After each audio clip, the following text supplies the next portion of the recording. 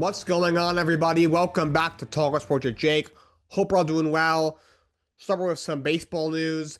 I talked about yesterday how the Cubs acquired starting pitcher Edward Cabrera from the Marlins. The return has been revealed. The main piece the Marlins get is outfield prospect Owen Cassey. He's one of the best Cubs prospects. He goes to the Marlins.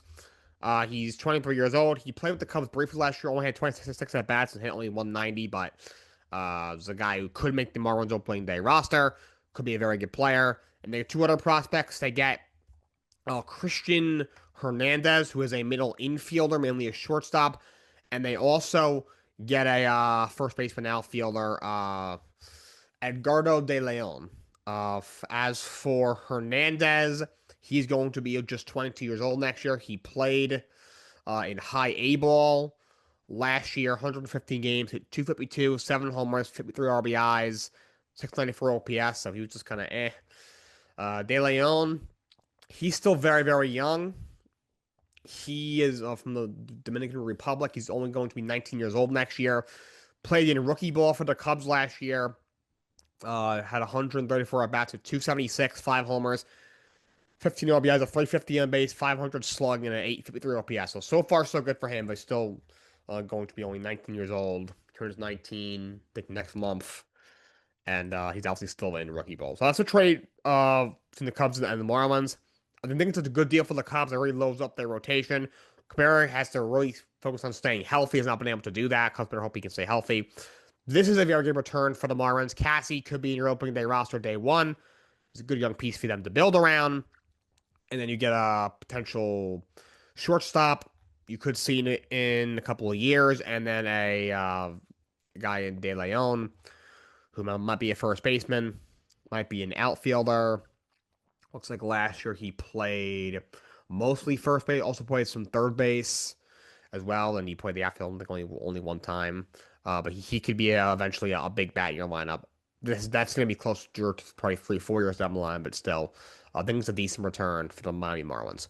Only other move MLB for agency was the Colorado Rockies actually make a move, not a big one, but they signed Michael Lorenzen, 1 year, $8 million for $9 million club option in 2027. The solid move. He's a very reliable starting pitcher. Last year was just kind of okay with the Royals. 26 starts, went 7-11, but 4.64 ERA, 141 and 2/3 innings. He's a solid innings here to have in the back of your rotation. Look at his last few seasons. The 2024 between Texas and Kansas City, 24 starts, 3.31 ERA, 130 and a third. He's never given you more than 153 innings in a season, but he's a reliable back end starter. Almost 1,000 career innings under his belt. Will be 34 next year. And he could be a trade for the Rockies at the deadline when they fall out of the race, which I'm sure they will do rather quickly. They're a brutal baseball team. Last year had over 110 losses. I think they've had over 100 losses for 3 years in a row. Probably something similar this year. And if not, they can always keep him another year or decline the option and move on if it doesn't work out after the 26th season. So he goes to Colorado. We had a big trade in the NBA, though. The Washington Wizards acquired Trae Young, all-star point guard from the Atlanta Hawks. Atlanta gets back Corey Kispert and CJ McCollum. So this trade, I don't understand it. This was, first of all, when I heard that the Wizards were one of the top destinations, I kind of laughed. Then I heard that when it started catching on, and I heard Trae wanted to go to the Wizards. I was like, why would you ever want to go to the Wizards? That's basically reverse ring chasing. But for Atlanta, I understand the trade. I think Trae is one of the most overrated players in the NBA, and here's why. He puts up some pretty numbers. He'll average 20, 24 in a season, 8, 9, 10 assists. To me, he's not a winning player. He does not play an ounce of defense at all. And he he's got this crazy range from three. He puts up like 40 shots a game. Like he's averaging 19, just under 20 points a game this year. The guy shoots the ball 30 times a game. If you can't even average 20 points a game and you're putting up that many shots, you're not that skilled of a player. I'm sorry. Look, he's a good facilitator, can give you 9, 10 assists. He does have some pretty crazy range, but he's not an efficient player. I don't think he's a winning player. He honestly belongs on a team like a Washington. I wouldn't be surprised if he starts putting up like Bradley Beal numbers with the Wizards. Beal was a guy who, he was averaging close to 30 points a game, but because again, he's the only real player on that team. He has the ball so much. He's shooting the ball 30 times a game. And then when he left there, he goes to the Suns, and the guy was averaging like 11 points a game and was a shell of himself. Injuries also played a factor in that one. For Atlanta, I like the players you get back. McCollum is a bit injury prone, but when healthy, he's still a very good player. Even at his age, he is now 34 years old. This year, he's averaging 18 points a game, shooting 45% from the field, 39% from three, 80% from the line. He's a good player. He's a very solid scorer to have on your team that Atlanta adds. And then you also had Corey Kispert. Kispert is a younger player. He's only 26 years old. This year hasn't been his best year. He's averaging 9 points a game, but is shooting 49% from the field, 39% from three, 76 from the line. He averages just under 11 points for his career. 2 years ago, he averaged 13 points a game and shot 48 from the field, 38 from three for his career. He's a 47% field goal shooter. He's a 38% for three-point shooter for his career. This is year 5 for Corey Kispert, was once a high pick by the Washington Wizards a few years ago. I think they had two solid pieces. Again, this is Jalen Johnson's team. And now you look at what he has around them between, Porzingis when he's healthy as your big man. You have some other young guys there like Reese Shea, Kengwu, all those guys, Asa Newell, Dyson Daniels. Now you add Corey Kispert, and they add a solid veteran who can give you roughly 20 points a game. And CJ McCollum could be a good third scoring option. So it has an interesting core of players here in the weak Eastern Conference. May have actually gotten slightly better. They might be kind of hot, but slightly better on the court. You're kind of like in that playing mix. We all thought that'd be, potential top 5 team in the conference because they did get better in the offseason.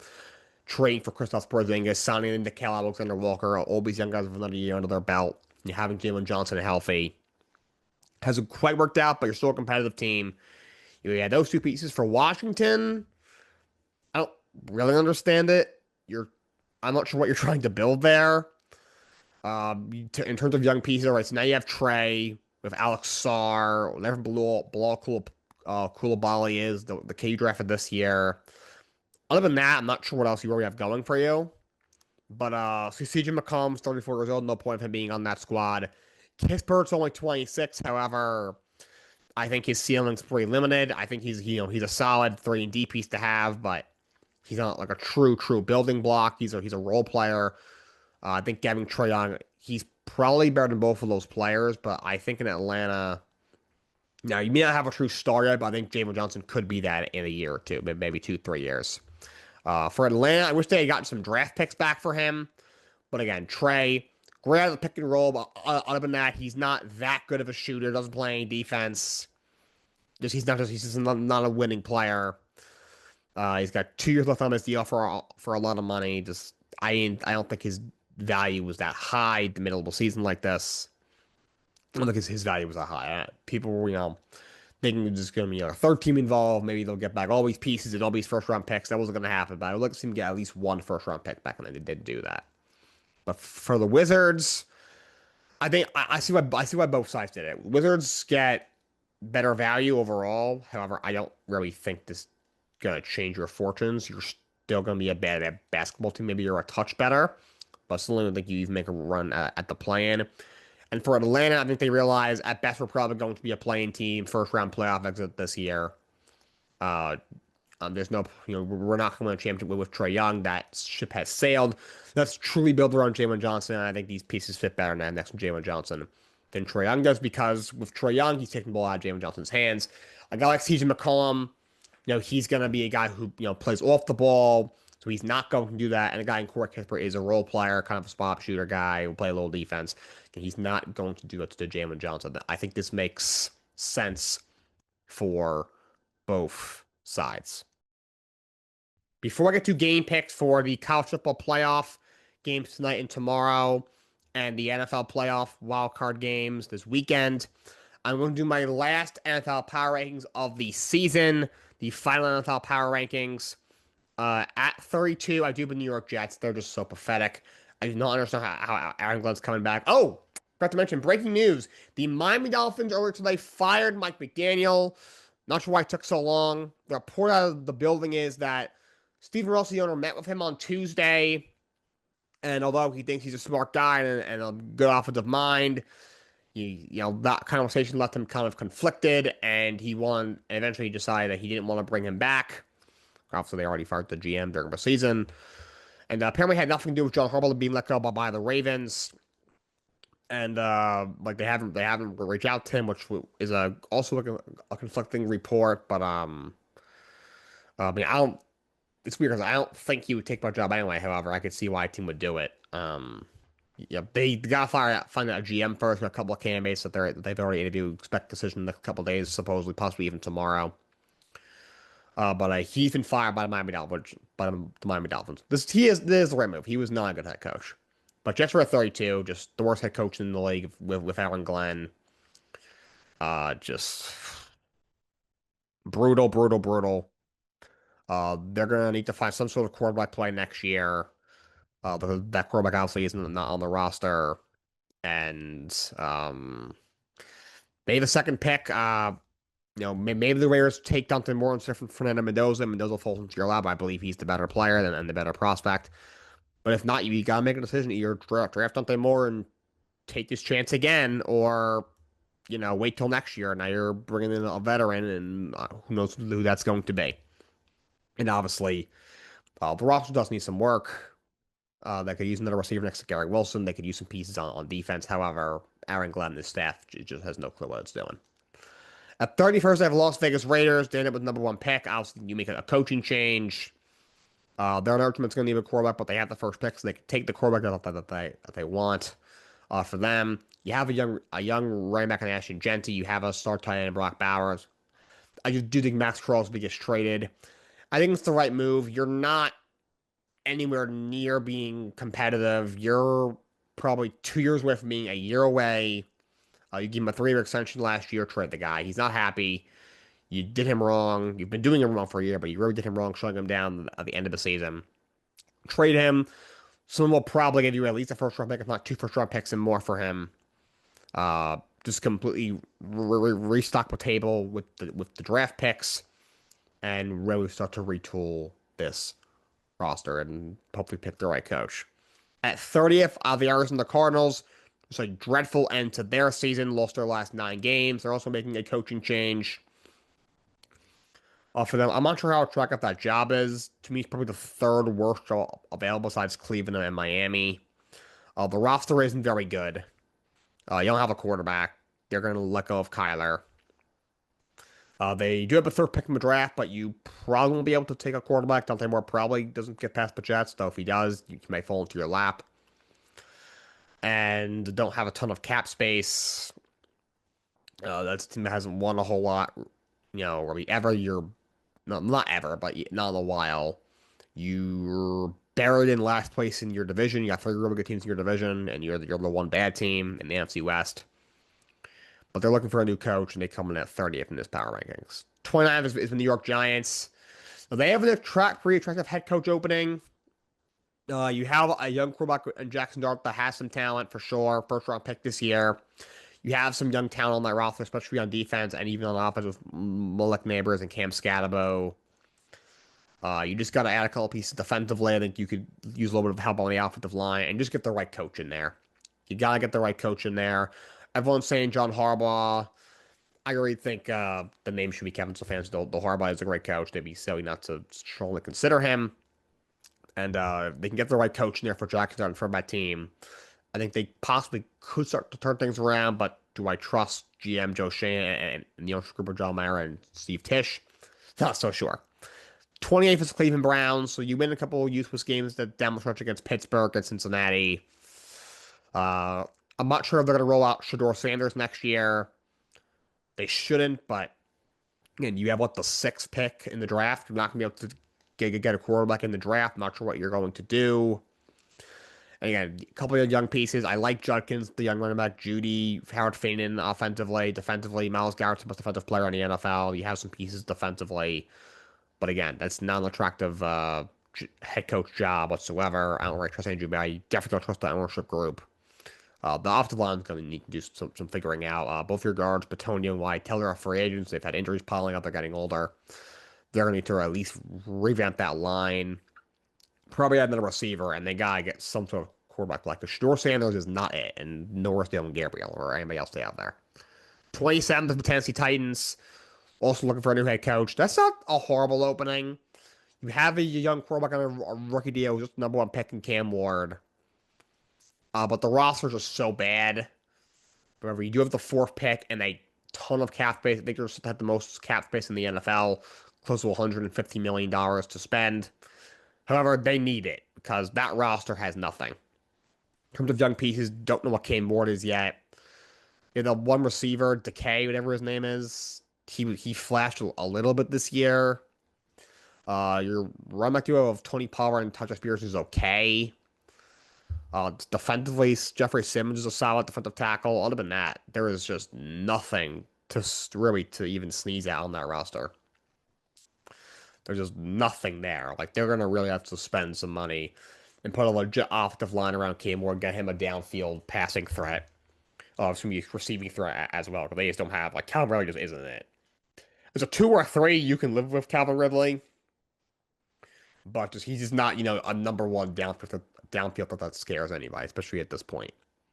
26th was Washington Commanders. A zillion injuries this year, including to Jane Daniels. They're starting Josh Johnson by the end of the year.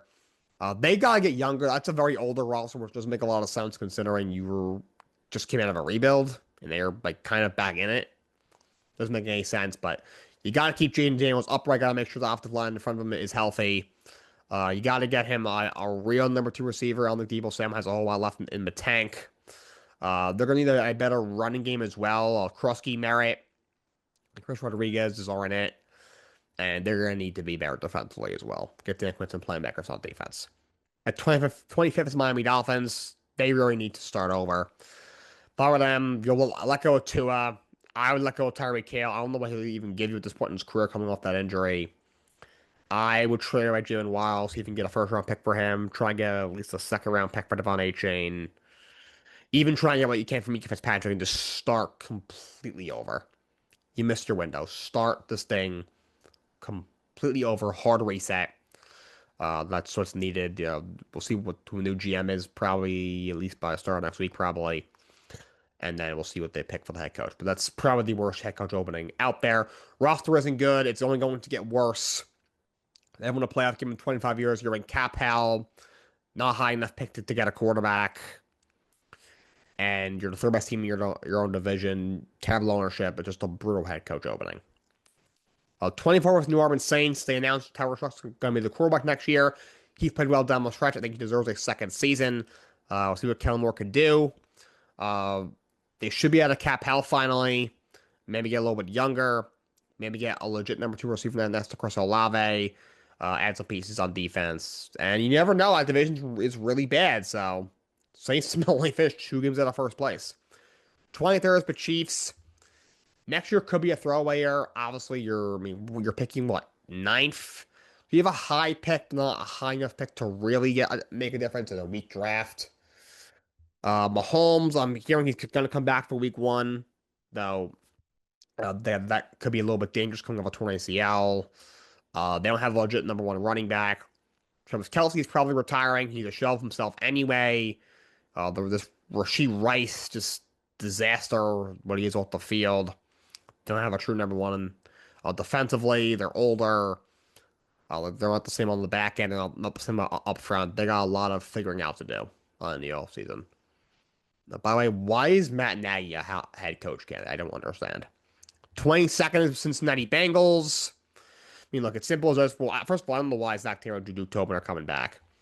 But they got to get better defensively, and they got to get better up front in front of Joe Burrow. It's simple as that. It doesn't get any simpler than that. 21st, the Atlanta Falcons. Falcons get a legit head coach in there. They could easily control this division for a while because they have talent. I know the quarterback spot's a little bit murky. Kirk Cousins, though, did play pretty well down the stretch. If he was a starter the whole year, they probably would have won the division. I know Penix, don't really know what he is yet. He's always hurt. But Bijan's Drake London, Kyle Pitts, and that offensive line, you have pieces defensively. You make a tweak here or there. Falcons could be a 10-win team with the right coach next year if they can get some sort of competent quarterback play in there. Which Kirk Cousins was down the stretch, only 38, but I know they adjusted his contract. Maybe even one more year with Kirk Cousins. 20th is the Minnesota Vikings. Look, they finished the year strong. J.J. McCarthy looked a little bit better down the stretch. However, overall was very bad this year. Obviously, Max Broken was even worse. But plenty of firepower offensively. You have a good defense. However, losing Brian Flores could be a blow. His contract is up. He's getting head coach interviews. We'll see if he comes back. Either way, they got to get a better offensive line for whoever the quarterback is. 19th is the Tampa Bay Buccaneers. Not sure why Todd Bowles was brought back. They just fired their offensive coordinator, Josh Griswold. They're also fired their special teams coordinator as well. I get the special teams coach getting fired. Their special teams was murky all year. But their OC, I don't understand what the point of that was. Like it's always not Todd Bowles' fault, which I don't understand. But Baker, he's had a different OC pretty much every year there. When his first year there, it was Dave Canal. He took the head coach job in Carolina. Then it was Liam Cohen. He took the head coach job in Jacksonville. Now it was Josh Griswold. I think they ended up promoting him. He just got fired. So I wonder what they do at the offensive coordinator spot. I guess they're probably looking at it. They give Bulls a pass for the first two OCs leaving because they took head coach jobs. But all right, you took the fall for, Griswold took the fall for you. Now go and get a real OC. And there's no excuses next year. You have to, I would think, probably even win a playoff game if you're Todd Bowles and the Buccaneers. Because a lot of talent offensively, just got to get healthy and maybe add some pieces on defense. 18th is Dallas Cowboys. We already mentioned yesterday that Eberflus got fired. Talked about that already. They got to find a way to bring back George Pickens. I'd also look to bring back Javonte Williams. And they got to get better defense. That defense without Michael Parsons is very bad. They got to really revamp that defense. 17th is the Colts. Look, a lot of talent on that team, just need a quarterback. It's been that way for years. 16th is Baltimore Ravens. It'll be interesting to see who they bring in for head coach. Another interviewing Matt Nagy, which is just stupid. But look, Lamar Jackson's a two-time MVP. A lot of talent on their roster. That definitely was head coach opening because of how good of an organization they are and how good the roster already is. If they can get the change they need, they should be back in the playoffs next year. 15th is the Detroit Lions. Lions got to take a long look in the mirror and stop, just being like, we have to promote from within, players-wise and coaching staff-wise. They got to get a real, legit, elite play caller offensively. I'm cool bringing back Calvin Shepard, but if you can get your hands on an elite defensive coordinator like if Brian Flores takes a DC job, that would be great. I don't think he would take a defensive coordinator job. I think he would either probably re-up with the Vikings, just keep doing what he's doing, or take a head coach job. But they got to get better defensively. And they got to stay healthy. They got to get a better offensive line in there, especially on the interior, but they got to stay healthy first and foremost, especially on defense. 14th is Carolina Panthers. They're the worst of the playoff teams, but defense is very good. Rico Dowd looked very bad against the Bucs, but he's had a really good year as their top back. They just got to get a better passing out than Bryce Young. See what happens in the playoffs. 13th is the Pittsburgh Steelers. Look, Aaron Rodgers played very well for a 42-year-old. Have a decent running game with Kenneth Gainwell, but having Metcalf back for the playoffs will help. But outside of him, because he's really down for what we have, and their defense is, outside of TJ Watt, leaves a lot to be desired. 12th is the Los Angeles Chargers.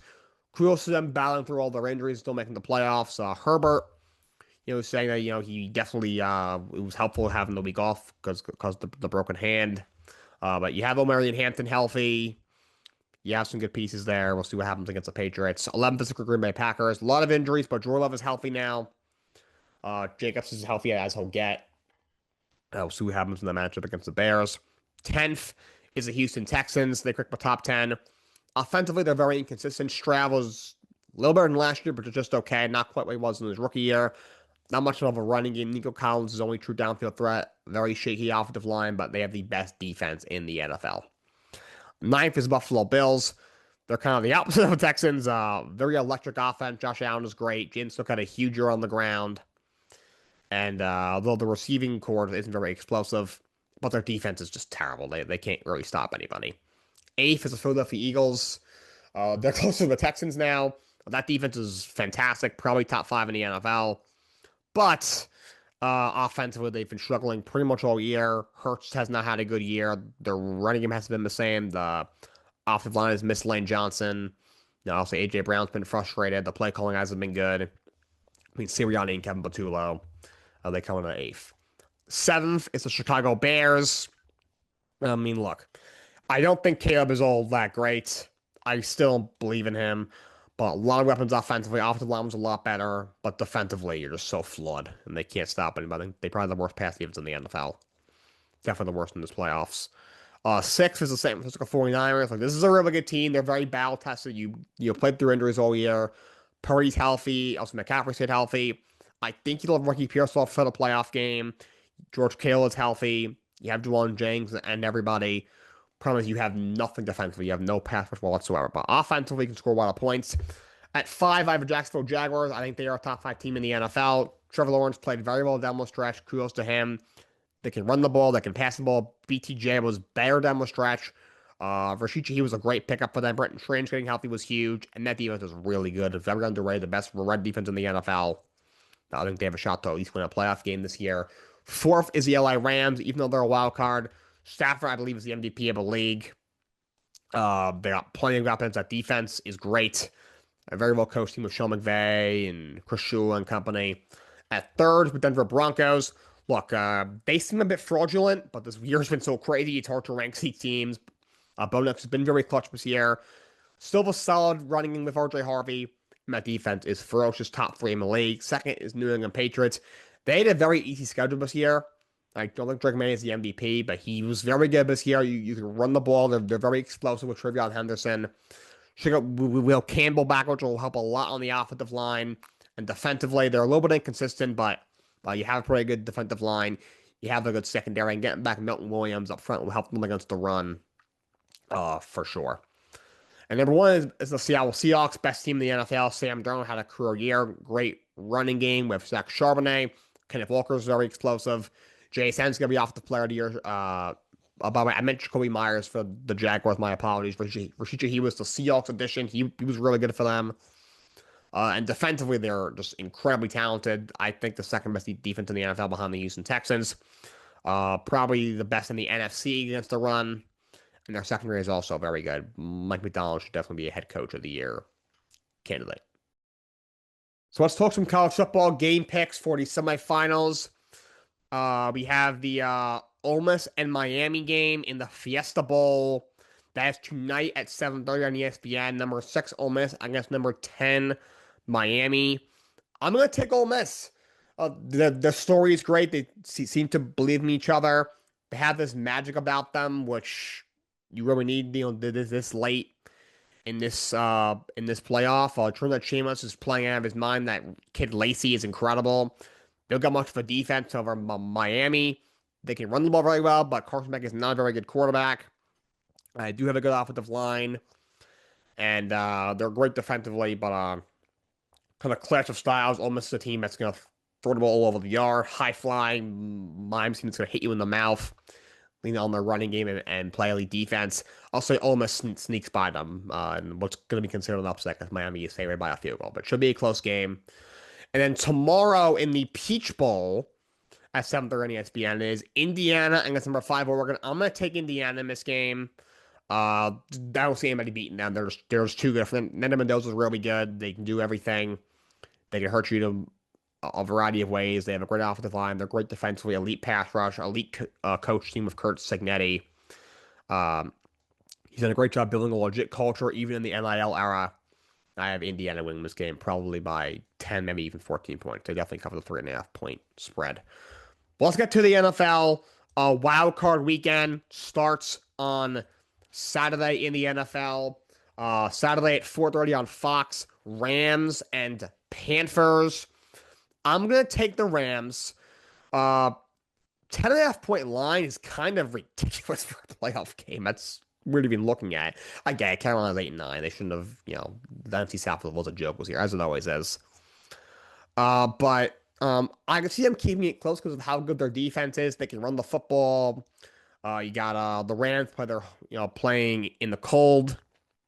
I can see them keeping it close, but the Rams do come out on top in this game. They're just a better football team than the Carolina Panthers. I think Bryce Young will struggle at times. And then I trust Matthew Stafford a hell of a lot more. Give me the Rams.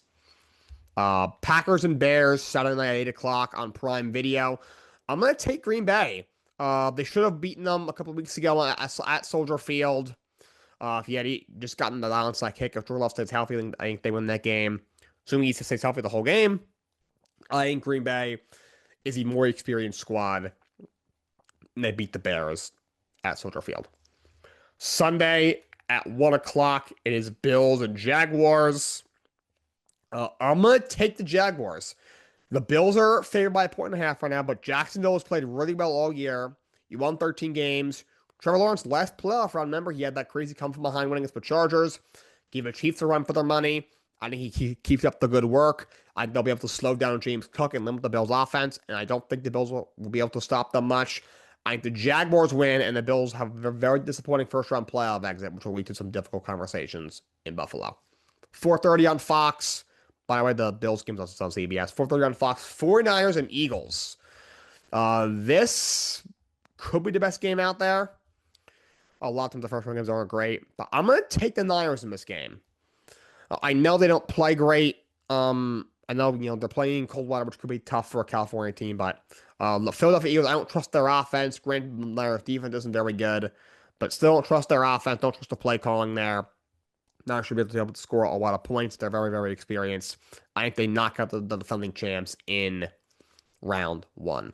And Saturday night on NBC, Chargers and Patriots. I'm going to take a major upset here. I'm going to take the Los Angeles Chargers. The Patriots are not very battle-tested. Chargers are a little bit more battle-tested than the Patriots. They can run the football. They have a very good defense. May hasn't played a whole lot of good defenses this year. I think he struggles in his first ever playoff game. I think Herbert finally gets that first ever playoff when he goes into Foxborough and picks up the win. Monday Night Football on ESPN on the 12th. Texans and Steelers. I'm going to take the Texans. Again, Houston team playing in the cold weather. I get, Aaron Rodgers just played in a lot of playoff games. He really hasn't had a lot of playoff success since the Super Bowl back in 2010, to be honest. And Houston's defense is so good that they're going to get some pressure on them. They're going to contain the running game. And I think they'll score just enough points to eke out a win in a low-scoring game in Pittsburgh. That's all I got for you guys today. Until next time, so long. Have a great day.